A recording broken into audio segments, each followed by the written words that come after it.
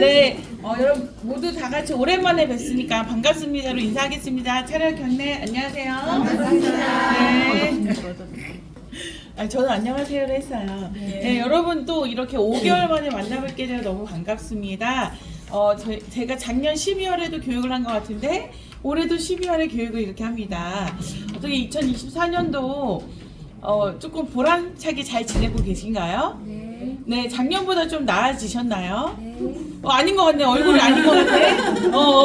기쁘지가 않나 봐. 그래도 어제보다 기쁘고 어제보다 감사한 하루였다면 작년보다 나아진 거라고 생각하고 있습니다. 앞으로 남은 2주 늘 기쁘고 감사한 일만 가득하길 바라면서 자, 12월에 통합품질 교육을 시작해 보도록 할게요. 네, 12월의 통합품질은 많이 준비 안 했습니다. 조금만 준비했고요. 근데 시간이 오버되니까 빠르게 나가도록 하겠습니다. 네, 11월의 CSI 결과와 통합품질 모니터링 결과를 아주 간단히 보고 우리 11월의 내부 평가가 뭐였죠? 그렇지, IT였습니다. 어제는 하나도 모르더라고. 근데 금방 잊었나봐. 그래서 재직업 IT였는데 내부평가 차감사를 좀 보고 우리가 지지난달부터 김미숙 매니저님께서 시작한 사고연금 이 산출에 대한 대전에서 쏘아올린 화살이 저희 쪽에 교육을 해야 되는 상황이어서 지지난달부터 시작한 사고연금 지난달의 중도인출과 변액연금 자 오늘이 마지막 타임입니다. 원천세로 가지고 왔습니다. 얼굴이 아주 어둡네 세금이라 너무 가볍게 다룰 거니까 너무 어둡게 생각하지 마시고 최대한 이해할 수 있도록 노력해 볼게요. 네, 자 가보도록 할게요. 자 처음 CSI 결과입니다. 11월에는 저희 팀이 몇 점이었죠? 보이시죠? 네, 말 좀 해요. 네. 네, 저희 팀이 2등을 했습니다. 너무너무 잘했어요. 제가 또 이 결과를 보면서 우리 팀 상담사들이 친절한 건 알고 있었지만 이렇게 친절하고 업무 처리 능력도 조금씩 뛰어나고 정말 우수한 상담사구나 라는 걸 알 수 있었습니다. 자, 파트별로 좀 볼까요? 파트별 보면 이번에는 되게 점수 높아요. 이 파트 점수 와 장난 아니야. 근데 3파트도 잘했죠. 4파트도 잘했고 1호 파트가 못한 건 아니야. 못한 건 아니야. 잘했어. 잘했지만 조금 아쉬웠다. 그 정도입니다. 근데 다들 잘해서 너무너무 잘했다는 생각이 듭니다. 그럼 그룹으로 볼게요. 제가 특별히 저희 그룹은 이번 달에 프로모션이 있었습니다. 코포인트와 돈을 주기로 했는데 주지 말까요 싶어요. 제가 왜 걸었나. 사실은 제가 이제 결과 나오기 전에 하나의 소망이 있었습니다.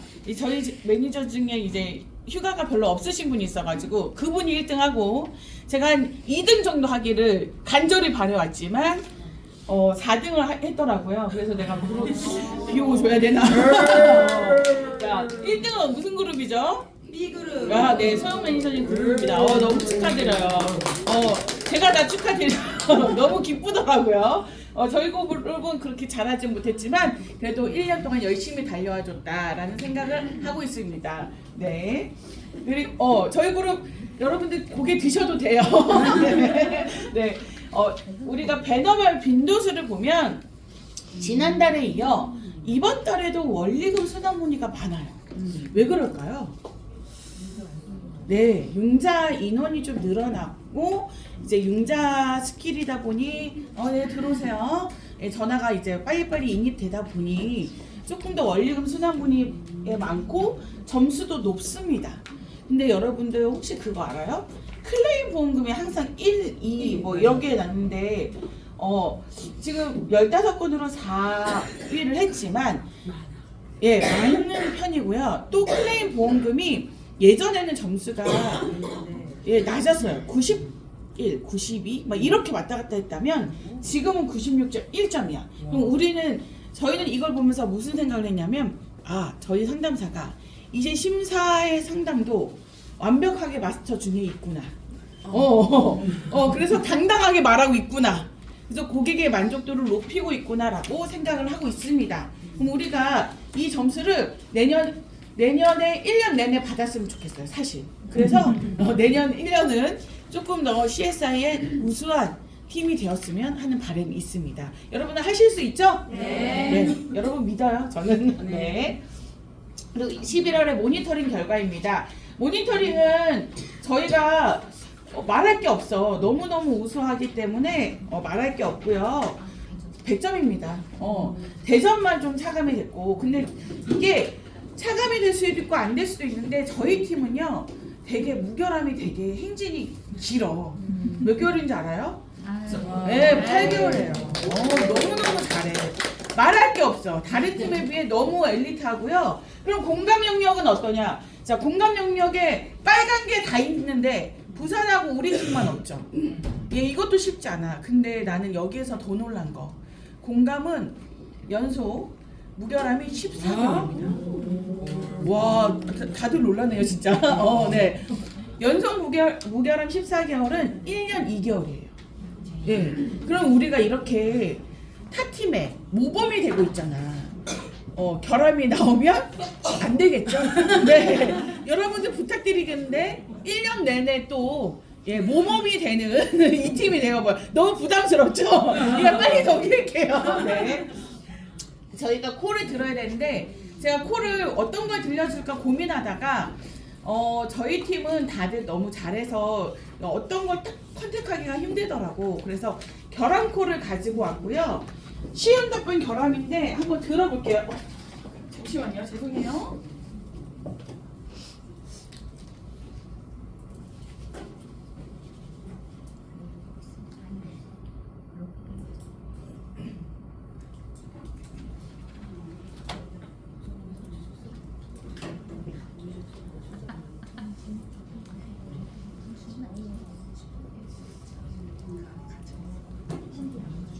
네, 들어볼게요.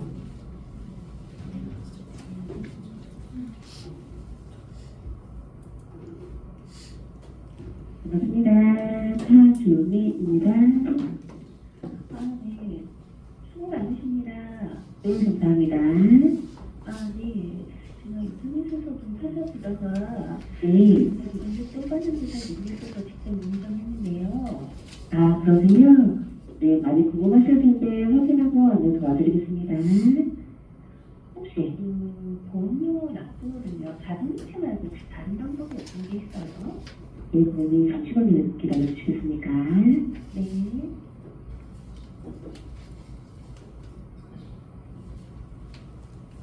네, 고객님 기다려주셔서 감사합니다. 네, 고객님 보험료 납부는 일단 카드 수수하고는 안 되고요. 저희 또 의사 주시이체나 가상계좌 통해서 납입 가능합니다. 주시이체 가상계좌요? 네, 맞습니다. 자동이체 외에는 주시이체 가상계좌 이렇게 방법이 있는 거예요? 네, 맞습니다. 그 주시이체는 계약자 꼭 계좌에 있을 때만 계약자가 뭐 어떻게 이렇게 해서 전화해서 하는 거예요? 네, 맞습니다. 계약자님께서 전화를 주시면 주시이체 통해서 보험료 납부 가능합니다. 그래요? 네. 아까 카드 납부는 안 된다는데 아예 한 번 뭐 자동차 아니고 한 번 납부하는 것도 안 되나요? 네, 맞습니다. 안타깝게도 카드 수납은 안 됩니다. 그래요? 네. 그 가상계좌 같은 경우는 그러면 매달 이쪽으로 전화하면 가상계좌랑 보험료 그 금액 이렇게 안내해 주는 거예요? 네, 고객님 잠시만 기다려 주시겠습니까? 네.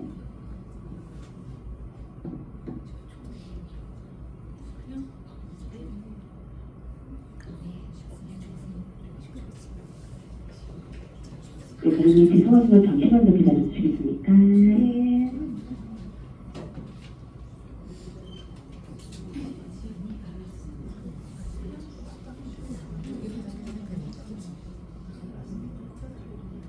고객님 기다려주셔서 감사합니다. 네, 가상계좌는 고객님께서 계약자님께서 전화를 주시면 발급이 가능하시거든요. 그래요? 네.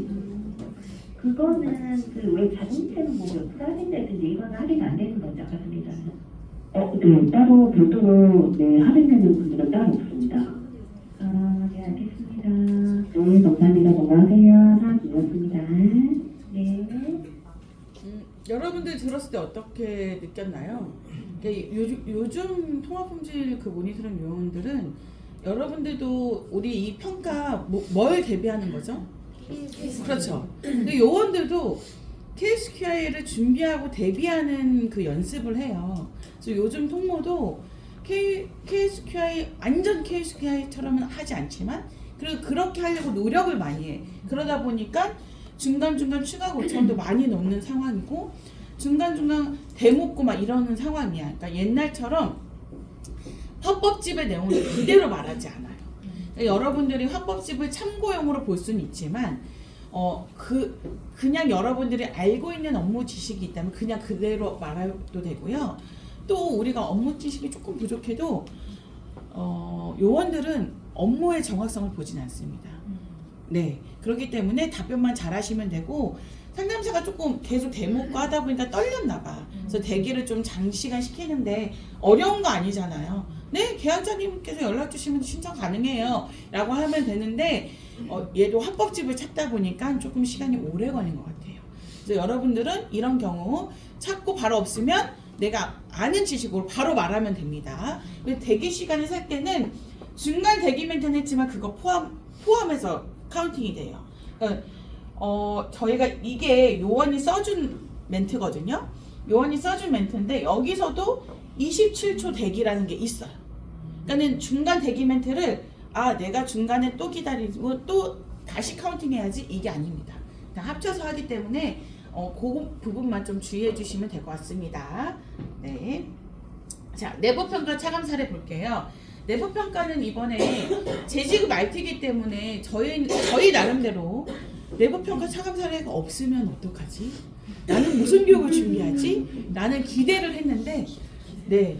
네, 이렇게 말씀이다. 네. 그러면 다음 달에는 다음 매니저님에는 내부평가 차감 사례를 할 수 없도록 여러분들 조금 더 노력해 주시면 될 것 같아요. 자, 이번 달에 내부평가 차감 사례 재지급 RT 필수 안내 보는데 이게 고객명 확인 시 본인이 맞는지 탐색 후 이게 너무 기본적인 건데 이런 경우에요. 내가 딱 전화해서 이현숙의 뉴 사랑나무 보험이 있는데 나 약관대출 신청해줘. 제가 이현숙이라고 했나요? 내 보험이라고 했나요? 그냥 나는 단순히 이현숙의 뉴 사랑나무 보험이 있는데 약관대출 신청해줘. 전혀 알겠어요? 모르죠. 이런 경우예요. 이런 경우라면 고객이 먼저 말을 해도 내가 이현숙인데 나는 내 보험이 어떤 게 있어 이렇게 말하지 않는 한 여러분들은 어떻게 한다? 네, 그렇게 확인해 주시면 됩니다. 그리고 주소 변경, 그러니까 주소로 본인 확인할 때 여러분들이 자주 차감이 되는 것 같아. 그래서 제가 뒤에 한 번 더 정리할 거고요. 그리고 해약을 할 때는 해약 사유와 취소 불가하다는 거는 기본 안내입니다. 세트예요. 해약 사유가 어떻게 돼? 그럼 너 해약하면 취소 불가해? 라고 안내해 주셔야 됩니다. 그리고 분할보험금 신청할 때는 최소 금액이 혹시 약관 대출이 있으면 최소 상환 금액이 발생되잖아요. 근데 최소 상환 금액을 언지를 할 때 그럼 약관 대출 원리금 너 이제 분할보험금 300에서 약관 대출 원리금 100만 원 빼고 나머지 200만 원 줄게 라고만 응대하면 안 돼요. 이 사람이 원리금 100만 원이 내 전액의 100만 원인지 일부인지를 몰라. 그래서 여러분들은 이런 경우라면 너 오늘 약관대출 100만 원 상환돼서 남은 잔액 100만 원 남았어 이렇게 표기를 해주셔야 됩니다. 안 하시면 고객 입장에서는 나 약관대출 상환했는데 왜 상환 또 하지? 이렇게 할 수 있거든요. 그래서 짚어주셔야 됩니다. 이게 분할보험금 지급의 필수 안내서도 있어요. 그리고 우리가 재지급 RT 처리 시 신청 은행과 계좌번호를 정확히 확인하는 거는 맞죠? 네. 그냥 은행명만 확인하면 안 돼. 계좌번호와 신청 은행 다 확인해야 되는데 우리가 단조건이 있어. 고객한테 너 은행하고 계좌번호 말해줘 라고 했는데 고객이 내가 잘 모르겠는데 전에 받았던 국민은행으로 송금해줘. 이게 단조건이죠. 근데 이 단조건에 전에 받았던 이 국민은행이 자동 송금으로 등록되어 있어야 되고 송금을 한 번이라도 받아야지만 인정이 됩니다. 내가 전에 국민은행으로 받은 적이 없는데 그냥 자동 세팅되었다고 아 그래? 싸줄게 하고 싸주면 절대 안 됩니다. 단 조건은 자동 송금이 되어 있고 그리고 전에 자동 송금 이력이 있으면 인정이 되는 거고 이런 경우 있어요. 너 계좌번호와 은행명 말해줘. 나 잘 모르겠어. 예전에 받았던 대로 그냥 해줘. 이거 될까? 고객의 입에서 어느 은행이라는 언급이 전혀 없잖아요. 그래서 고객 입에서 내가 전에 받았던 땡땡은행 농협으로 송금해줘. 우리은행으로 송금해줘. 이런 언지가 있어야 돼요. 알겠죠? 네. 그리고 중도인출도 뒤에서 한 번 더 짚어드릴게요. 자, 주소 확인 보겠습니다. 주소는 뭐뭐대로, 뭐뭐길, 뭐뭐로 이하 주소 어떻게 되십니까? 라고 하시면 돼요. 자, 예시입니다. 상담사 부분 여러분들 읽어볼게요. 시작. 전남나주시 나고목로 이하 주소 어떻게 되십니까? 자, 고객이 그래서 36-14 101동 302호요. 이거 될까 안 될까요? 돼요. 되죠. 네. 자, 고객이 그랬어. 송월주공아파트 101동 302호. 이거 될까 안 될까요? 돼요. 돼요. 아파트는 가능합니다. 네. 근데 고객이 그냥 101동 302호요. 돼요 안 돼요? 안 돼요. 안 됩니다. 이럴 때는 어떻게 해야 돼? 아파트 명의나 번지. 네, 꼭 확인해 주셔야 됩니다. 이렇지 않으면 차감됩니다. 자, 빌라 갈게요. 자, 상담사 읽어볼게요. 시작. 서울 중앙구 중앙천로 이하 주소 어떻게 되십니까? 고객이 미안해 벌써 왔네. 고객이 54-201호요. 이렇게 하면 오케이. 자, 그 다음 201호요. 안 돼요. 단서 조건이 없죠. 이럴 때는 어떻게 해야 돼요? 번지가 어떻게 되십니까? 네, 번지가 어떻게 되십니까? 라고 하면 돼요. 자, 빌라인 경우는 괄호 안에 있는 건 생략 가능한데 앞에 54-1이라는 그 번지는 꼭 확인해 주셔야 됩니다. 아파트는 단지가 크기 때문에 아파트 명의 동과 호수를 말하면 되는데 빌라는 인정되지 않습니다. 꼭 번지 확인해 주셔야 됩니다. 알겠죠? 네. 그리고 혹시라도 여러분들이 선 언급하시면 절대 안 돼요. 알겠죠? 자, 일반 주소입니다. 상담사 읽어볼게요. 시작. 전북 익산시 대산로 이하 주소 어떻게 되십니까? 196-22 2층 205호요. 오케이. 자, 196-22 205호요. 헷갈려? 아이고 어디 갔지? 2층이죠. 네. 2층 맞으시죠? 이렇게 한 번쯤은 해주세요. 인정은 해주되 2층 맞으시죠? 이렇게 한 번쯤은 해주시고 혹시라도 호수가 있는데 번지만 말했다. 이거 확인하셔야 됩니다. 절대 안 됩니다. 혹시라도 이런 경우 있어요. 번지수까지만 나와 있어. 신급에 번지수만 나와 있는데 고객이 배산로 196-22 2층 205호요. 2층 205호는 신급이 없어. 이때는 어떻게 해야 돼? 다시 등록해 줘야 됩니다. 고객이 말한 거는 이게 아니잖아. 그죠? 다시 꼭 등록해 주셔야 됩니다. 다른 정보 확인하고. 네, 다른 정보 확인하고 등록해 주세요. 네. 자, 우리 재지급 RT의 필수 안내 보면요. 재지급 RT의 이게 이지쌤의 필수 안내입니다. 필수 안내 보면 중도인출 시 적립금이 줄어듦을 안내한다. 그리고 유예 상품, 그러니까 CI나 뭐 이런 ULCI 같은 거 있잖아요. 그런 거는 보장 내용도 같이 줄어듦을 안내한다. 그리고 나머지 거는 여러분들이 다 잘해. 그리고 이거를 조금 더 향상시키는 추가 납입에 대한 안내를 한다. 이런 건데 이걸 하나하나 하기 어려우니까 저희가 이제 화법을 하나 만들었어요. 화법이기 때문에 여러분들이 읽어봐 주세요. 시작. 중도인출 시 적립금과 보장 내용이 줄어들게 됩니다. 적립금 통장을 위한 추가 납입이 가능하지만 추가 납입 시에는 수수료가 발생되며 추가 납입 기간과 또는 상품별로 상이합니다. 여러분들 이 줄어듦하고 변동은 조금 달라요. 변동은 커질 수도 있다라는 그 내가 기본 보장보다 더 커질 수 있다라는 기대감이 있는 거고요. 줄어든다는 확실히 없어진다는 거기 때문에 중도인출은 적립금을 빼가는 거기 때문에 줄어든다라는 표현이 정확합니다. 그래서 이렇게 화법을 만들었기 때문에 앞으로는 중도인출식 이렇게 할 수 있으시죠? 네. 네.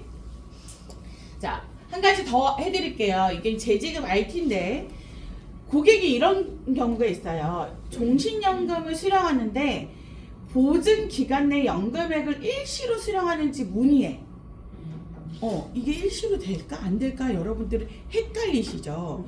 헷갈릴 수 있습니다. 우리는 이 연금을 지급하는데 종신형 연금 형태, 확정형 연금 형태, 그리고 상속형 연금 형태가 있습니다. 종신은 여러분들이 아는 대로 내가 살아있을 동안 계속 받는 거야. 매달이든 매년이든 계속 받고 보증기간이 따로 있죠. 대신에 뭐 주로 10년으로 되어 있지만 20년이 될 수 있고 100세 보증이 될 수 있습니다. 이 보증기간의 거를 내가 한 번에 받고 싶어라고 문의하는 경우가 있어요. 예, 그럴 때는 어떻게 하냐? 우선은 이 고객을 보면 우리가 이렇게 하얀 바탕은 뭐라고 하죠? 그렇죠. 보증기간이라고 표현을 합니다. 그리고 이렇게 이렇게 파란색 바탕을 뭐라고 하죠? 생존 확인이 필요한 시점이라고 표현합니다. 그럼 고객이 이렇게 말해. 나는 매월 30만 원씩 받고 있는데 이걸 70세까지 받는 걸로 알고 있어. 나 이거 한 번에 받고 싶어. 라고 한다면 여러분들은 상담 시스템의 재지급 화면에 분할에 들어갑니다. 분할에 들어가서요. 서리 9분에 보증기간 일시 수령이라는 거를 누릅니다. 그리고 조회를 누릅니다. 그러면 이 조회를 눌렀을 때 이렇게 세팅이 돼. 그럼 얘는 찾아갈 수 있어? 안 갈 수 있어? 갈 수 있어요.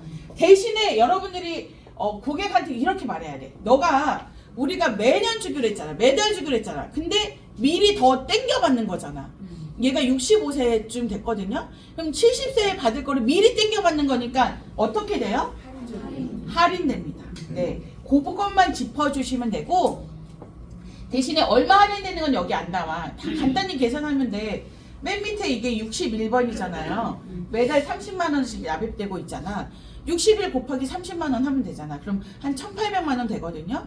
거기 이제 내가 실제 받을 금액은 나오니까 한 1,680 빼면 이게 170 정도 마이너스가 되더라고. 그러니까 170만 원 정도 할인이 되는 거야. 그렇게 짚어주면 되고 단 요거 매일매일 금액 변동됩니다. 왜냐? 날짜가 달라지면 그만큼 뒤로 더 땡겨지는 거니까 금액이 조금씩 달라질 수 있죠. 그것만 생각해 주시면 되고 그러니까 내가 잘 모르겠다. 다시 이 화면에 다시 해볼게요. 내가 매년 300만 원씩 받고 있어. 근데 이거를 60세까지 자동 납입으로 받고 있는데 이 금액을 다 받을 수 있나 물어봤어. 그럼 여러분들이 배운 대로 이렇게 들어갔지? 눌렀지? 조회? 근데 처리 제한이 떠. 처리 제한에 뭐라고 떠? 보증지급 일시 수령 대상이 아니래. 얘는 안 되는 거야. 그러니까 어떤 상품이 되고 어떤 상품이 안 되지 이렇게 생각할 필요 없어. 이 전산에서 다 걸러줘. 제가 물어봤거든요. 이거 전산만 믿고 다 해도 되냐? 가능하다고 합니다. 그러니까 전선에서 마이너스 뜨고 이렇게 금액이 나오는 거는 싸줄 수 있고 전선에서 이렇게 걸러지면 넌 안 돼 라고 하시면 됩니다. 이런 전산이 있기 때문에 활용해 주시면 좋을 것 같습니다. 자, 마지막입니다. 열심히 달려서 20분 남았어요. 자, 원천세로 가볼게요. 어제는 제가 너무 천천히 해가지고 원천세가 너무 10분밖에 안 남아서 막 달렸거든요. 자, 오늘은 괜찮네요. 원천세 해볼 건데 이 원천세는 여러분들이 그러니까 제가 콜에 들어봤을 때 그래도 타팀보다는 여러분들이 세금에 대해서 조금 더 정확하게 잘 알고 있더라고요. 타팀 콜은 막 그래. 제가 그러니까 어디 콜이라고 말하진 않겠어. 고객이 이렇게 물어봐. 나 하이드림 가입했는데 내가 1,800만 원 이상 받으면 종합소득세 신고 대상이 된다고 하는데 나 지금 1,600만 원 받았거든? 괜찮아? 막 이렇게 했더니 고객이 맞아요. 그죠? 여러분들은 그런 반응이잖아. 근데 이제 거기 지방이 못 되는 걸로 해줘요. 못 되는 걸로 해줘요. 거기 상담사는 네가 말한 게 맞아. 1,800만 원 넘으면 종소세 신고해야 된다? 라고 말해. 아 그래? 근데 1,500만 원은 뭐야? 라고 했더니 1,500만 원이 뭐예요? 도로! 이렇게 물어보더라고요. 그래서 그래도 이런 거는 우리 이 팀이 가장 잘 알고 있구나라고 해서 원천세에 대해서 조금 다시 한번 짚어드릴 건데, 원천세를 알려면 저희가 이런 세금이 있구나라는 정도는 알아야 될 것 같아서 제가 종합소득세를 조금 가져왔어요. 많이는 아니고. 우리나라는 원래 원칙은요, 종합소득세 신고가 가장 큰 신고입니다. 이 5월에 하는 신고가 그날에 해야 되는 거야. 근데 여러분들 우리가 막 콜이 300콜이 밀려 있어. 그럼 긴장돼 안 돼? 돼요. 전산이 오류가 안 나? 나요. 나죠. 그거랑 비슷한 거야. 5월에 다 받아야 되는데 과부하가 될 것 같고 오류가 많이 날 것 같고 착오도 많이 발생할 것 같으니 기업체에다가 연말정산이라는 걸로 한번 걸러줘. 우리가 근로소득자가 연말정산하는 거는 정식 세금 그러니까 원래 종합소득세를 해야 하지만 나라에서 너네는 그냥 연말정산을 한번 걸러놔. 그래야 우리가 300콜 밀릴 거 100콜만 밀리잖아. 그죠? 인터넷이나 모바일로 하면 조금 더 우리가 줄어들잖아. 그거랑 같은 개념으로 보시면 돼요. 그래서 연말정산을 하는 거고, 원래 우리나라 신고는 종합소득세가 가장 큰 신고입니다. 그때 다 같이 하는 거고요. 근데 그때 우리가 이자, 배당, 사업, 근로소득을 하긴 하는데 근로소득은 연말정산에서 그냥 다 하고, 단 근로소득에 다른 소득이 있다면 종합소득세 신고하셔야 돼. 이게 가장 큰 신고라고 보시면 되고, 뭐 연금소득, 기타소득 다 종합소득을 합산해서 세금을 뗀다 해서 이게 종합소득이고요. 소득세고, 종합소득세 신고는 딱 정해져 있습니다. 5월에 합니다. 이거는 이제 우리나라의 법칙이야. 그냥 5월에 무조건 종합소득세 신고가 하는 날이다. 날짜가 변경된 적은 한 번도 없습니다. 이렇게 보시면 되고, 그럼 우리는 왜 이걸 알아야 되냐? 종합소득세 신고 중에 우리가 아는 이자소득, 연금소득, 기타소득이 우리 보험에 적용되어 있어. 어떤 부분이 되어 있냐? 만기나 해약 시 발생되는 보험 차익세가 이자소득이거든요. 이거를 금융소득이라고 합니다. 그리고 연금저축, 연금계좌, 그러니까 연금저축 해약할 때 무슨 소득세라고 여러분들이 말하지? 기타소득세. 네, 그거 발생되면 일정 금액 이상 발생되면 신고하셔야 됩니다. 그리고 연금 받을 때 무슨 세금 내죠? 연금소득세. 네, 그것도 우리가 포함이 되어 있습니다. 그리고 사고보험금 지급 시 발생되는 기타 소득은 뭐냐면, 하이드림이 계피 수가 동일하잖아요. 얘가 죽었어. 그럼 유가족들한테 적립금을 줘야 되거든요. 그때도 기타 소득이 발생이 됩니다. 그리고 세금이 됩니다. 그 대신 세금을 좀 적게 내. 16.5%가 아닌 뭐 3.3%에서 5.5%까지 적게 냅니다. 그것도 기타 소득으로 잡습니다. 그래서 이것도 신고 대상이 됩니다. 자, 볼게요. 제가 아까 말씀드린 근로소득은 언제 해야지? 1월에, 보통은 1월에 합니다. 1월에 연말정산을 합니다. 그래서 종소세 신고 대상이 아니야. 근데 연말정산 하더라도요, 다른, 그러니까 투잡하시는 분들, 사업체 가지고 투잡하시는 분들, 다른 사업소득이 있거나 연금소득이 있거나 기타 소득이 있는 경우는 다른 소득을 합산해서 신고를 하셔야 됩니다.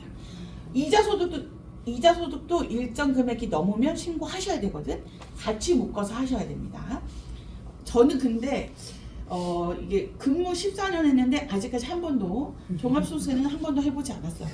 예, 근로소득만 있습니다. 예, 부럽더라고요. 네. 자, 연금소득 볼게요. 연금소득은 기본적으로 국민연금, 공무원연금, 교직원연금은 연말정산 때 공제합니다. 그래서 종소세 신고 대상은 아니야. 요것도 마찬가지야. 근데 다른 소득이 있다면 요것도 같이 해줘야 돼. 그러니까 이게 뭐냐면 내가 공무원이야. 그러니까 여러분들이 전화 많이 받는 게 공무원일 거야. 공무원인데 공무원들은 퇴사를 하면 공적연금이 받습니다. 공무원연금. 그럼 이거랑 합산해서 1,500만 원 넘으면 신고해야 돼? 이렇게 하는데 따로 보셔야 돼. 공적연금은 공적연금 따로 계산하고요. 그러면 사적연금은 사적연금 따로 계산하는데 혹시라도 사적연금이 1,500만 원 넘으면 얘를 합산해서 종소세를 들어가야 돼. 얘를 별도로 보긴 하는데 사적연금이 1,500만 원 넘어버리면 합산해서 종소세 신고되되 사적연금 1,500만 원 안에 공적연금이 포함되지 않는다라고 생각하시면 돼요. 요런 문의가 많아서 제가 한번 짚어봐 드린 거고요. 자, 그리고 기타 소득, 우리가 말하는 기타 소득, 연금저축계좌 해지 시 아니면 강연료 이렇게 강의를 하면 수입이 발생이 되는 사람들이 있잖아요. 저는 아니지만 저는 일에 해당이 되는 거지만 요런 거 다 기타 소득으로 잡습니다. 요것도 300만 원까지는 괜찮은데 300만 원 이상 되면 신고해야 되는데 제가 아까 계속 말하는 게 일정 금액 이상 되면 신고해야 돼, 일정 금액 이상 되면 신고해야 돼 라고 하는데 이 일정 금액이 뭐냐, 저희는 이 일정 금액까지를 분리과세라고 합니다. 그러니까 분리과세라는 게 어떤 거냐면 제가 이제 세금을 배울 때 저희 선생님이 그렇게 말했어요. 하도 국민들이 나는 이거 내는 거 분리해 만든 게 분리과세라고. 왜냐, 자, 연금은 내가 매달 100만 원씩, 내가 그때 당시에 1,200만 원이었기 때문에 연금은 매달 200만 원씩 받는데 요즘 200만 원 가지고 살 수 있어 없어? 그럼 기본적으로 기초생활은 하게 만들어줘야지.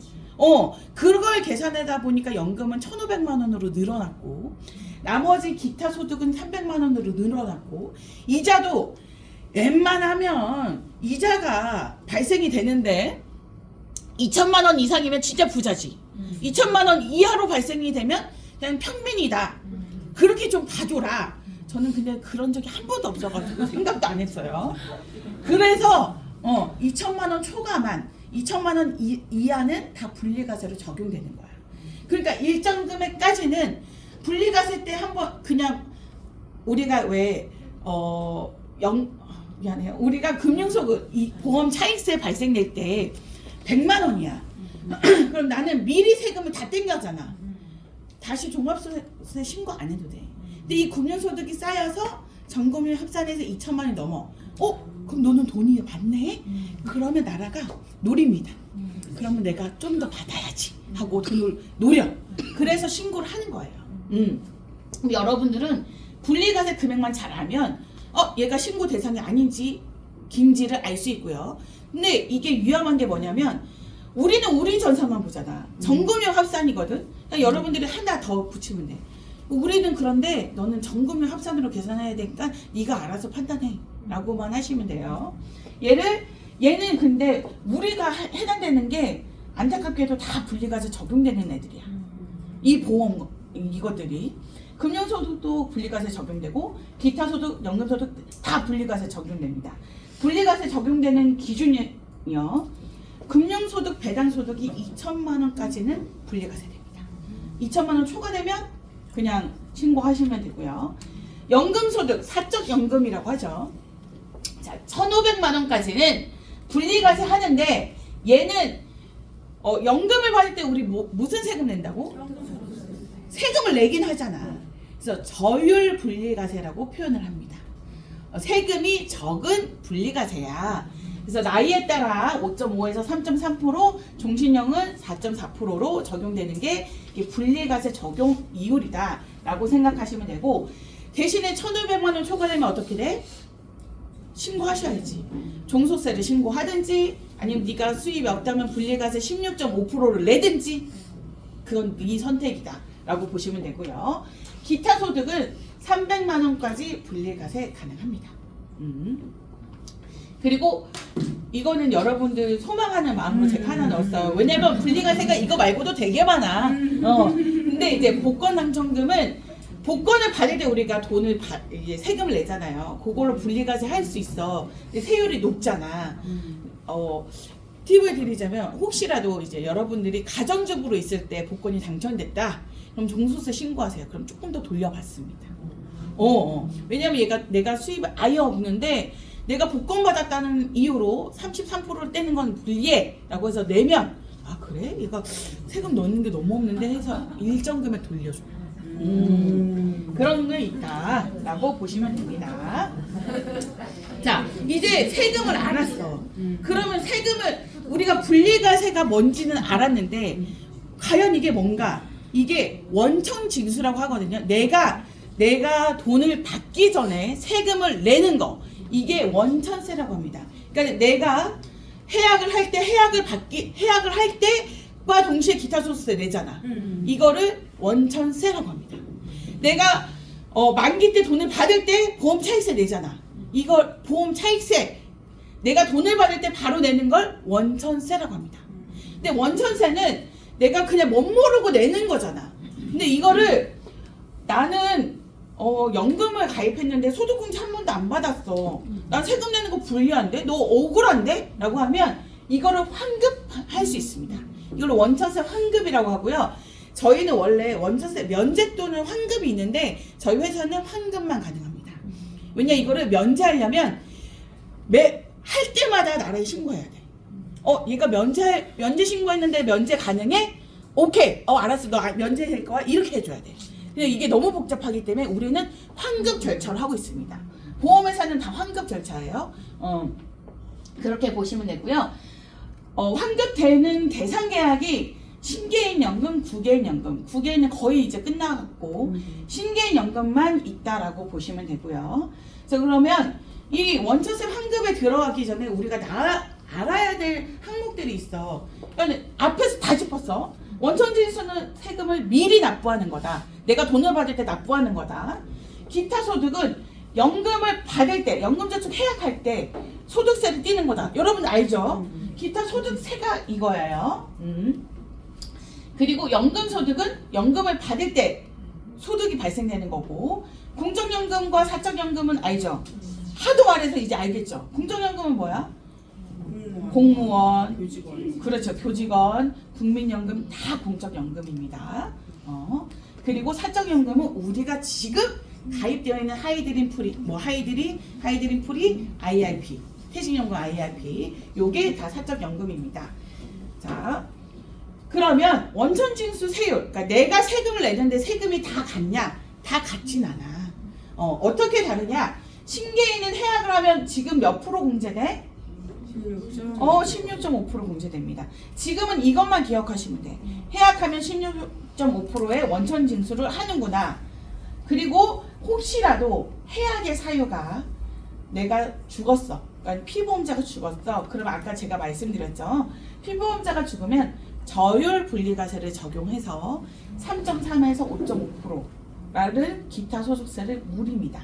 그러면 이 3.3에서 5.5%는 뭐냐면 피보험자가 사망한 시점의 나이를 봐. 사망한 시점은 80세다. 80세 이상이다. 그럼 3.3%만 떼. 근데 50세다. 그럼 5.5% 떼요. 그렇게 보시면 됩니다. 그리고 기타 사유가 거의 사망에 많고요. 요즘에는 근데 이것도 많아. 3번. 이게 부양가족까지, 원래는 개인만, 그러니까 나만 됐었는데 이제는 부양가족까지 늘어났어. 그래서 부양가족이 해당되는 내용을 증빙해주면 요거 받을 수 있어요. 그거 아시면 되고요. 연금 개시 후 해약도 기타 소득세입니다. 그러니까 연금 개시가 되면 우리가 저율분리과세 하잖아. 나머지 적립금을 찾아가는 거, 확정형이 찾아갈 수 있죠. 그런 건 다 기타 소득세 부립니다. 자, 연금 수령 중에는 뭐 낸다고? 연금 소득세. 그래, 연금 소득세 내네. 그게 저율 분리과세라고 해서 연금 소득세 내고 1,500만 원 초과 시에는 종합소득세 또는 16.5%의 분리과세를 적용합니다. 얘는 소득에 따라 소득이 너무 많으면 16.5% 내겠지. 근데 소득이 적으면 종합과세 신고를 해야 되는 거죠. 그렇게 보시면 됩니다. 자, 그러면 우리는 환급해주는 사유가 뭔데? 사유를 알아야 돼. 가장 많은 게 소득공제 받지 않은 경우입니다. 내가 이제까지 소득공제 받지 않았어. 이 상담이 가장 많잖아. 이 기타 사유는 알아서 우리가 심사과에서 정산을 해주거든. 그래서 거의 없을 거야. 간혹 들어오면 3번 정도 들어오지. 근데 소득공제 받지 않으면 해약 시에 발생된 기타 소득세를 환급해주거나 연금소득세를 환급해줍니다. 근데 만약 연금 수령 전에 문의했다면 연금 1회차 받을 때 신고하시면 돼 라고 안내해주면 되고, 연금 수령 중에 알았어, 그럼 나 신고 못해? 아닙니다. 신고할 수 있어요. 어쨌든 내가 소득공제 받지 않았기 때문에 연금을 수령 중에라 하더라도 가능합니다. 환급 가능하기 때문에 여러분들이 서류 안내해 주시면 돼요. 자, 그리고 요거는 우리가 해약을 할 때는 해약한 당해년도에 연말정산이 됐어 안 됐어? 안 됐죠. 얘는 제가 그때 한번 말해드렸을 거예요. 얘는 소득공제에 아예 포함되지 않습니다. 전산에서도 그렇게 이렇게 분류가 되어 있어. 전산에 보면 우리가 지금 중간에 해약할 때 미소득공제 피감, 미소득공제, 그러니까 이번 연도에 납입한 보험료거든. 얘는 연말정산에 해당이 안 됐기 때문에 얘를 빼고 나머지만 16.5%로 적용합니다. 계산식은 그때 했기 때문에 어렵지 않아요. 내가 적립금에서 미소득공제 이번 연도에 납입한 보험료 빼고 나머지만 16.5% 적용한다 라고만 생각하시면 됩니다. 자, 그러면 우리가 원천세도 배웠고 그러니까 종합소득세 배웠고 원천징수가 어떤 건지 배웠죠. 그러면 매년 우리가 5월에 신고하잖아요. 종합소득세를.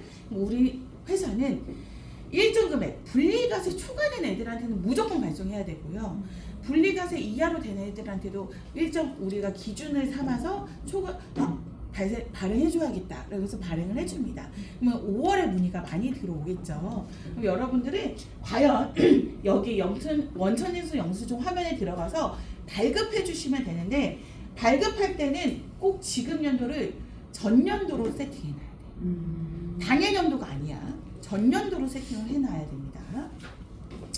그리고 과세 대상 금액과 소득세, 지방세 이런 거 다 있으면 얘가 원천세가 있는 애구나. 내가 그러니까 돈을 받을 때 세금을 내는 애구나. 그럼 이거 발급해줘야지 하고 발급해 주시면 돼. 그리고 다 왔어요. 이제 끝. 그리고 혹시 보험금, 연금으로 수령하면 정관이 연금소득세 과세되나요? 자, 읽어볼게요. 그렇지 않습니다. 여기까지만 읽겠습니다. 여러분 알죠? 왜? 우리가 연금소득세 발행되는 것만 우리가 과세로 구분하지, 연금소득세 없는 플러스업, VDX 이런 거 다 필요 없어. 얘는 다 비과세 상품. 어떻게 확인하냐? 전산에 무로 되면 그냥 비과세, 유로 되면 하이드림, 세금 있는 거, 이렇게 구분하시면 돼. 자, 이거는 제가 실제 사례고요. 이 사람이 매월 14만 원 가량 연금 수령하고 있어요. 근데 최근에 원천징수를 받았대. 그러면 원천징수 받았으니까 과세 대상 금액에 자기는 14만 원인 줄 안 거야. 근데 10만 원으로 되어 있어. 근데 매월 받는 연금액은 14만 원이야. 왜 차이가 있어? 왜 차이가 있을까? 얘는 소득공제 받지 않은 일부가 있어서 원천세 환급 신청을 했어요. 2021년도에. 그러면서 정산이 되면서 원래 14만 원이 대상 금액이었는데 정산한 이후 시점이 10만 원으로 줄어들잖아요. 그래서 금액이 차이가 있는 거예요. 너는 소득공제 받지 않은 일부 금액을 신고했네. 그러면 대상 금액 자체가 좀 줄어들어. 왜냐면 소득공제 받은 것만 우리가 세금을 내야지. 소득공제 안 받은 거는 세금 낼 필요 없어 라고 말해주면 됩니다. 요거 다 같이 읽어볼게요. 자, 시작. 연금 수령 금액 중 세액공제 받으셨던 금액에 대해서만 연금소득세가 적용되기 때문에 원천징수 영수증상 과세대상 금액과 실제 수령하는 연금액이 상이할 수 있습니다. 고객님께서는 21년 12월 15일에 공제 비저금 금액에 대해 전세세를 환급하셨기 때문에 과세대상 금액이 10만 원으로 적용되어 실제 연금액과 상이할 수 있습니다. 이해하셨죠? 네. 가족이 이런 경우 물어봐요. 물어볼 수 있으니까 여러분들이 이거 보고 상담해 주시면 되고, 중간에라도 환급 가능하기 때문에 신청하시면 된다라고 표현하시면 됩니다. 네. 열심히 달렸습니다. 자, 5분밖에 초가 안 됐어요. 자, 끝났어요. 여러분 너무너무 고생하셨습니다. 오늘도 신나고 즐거운 하루 되시고 모두 다 화이팅 하는 하루 되세요.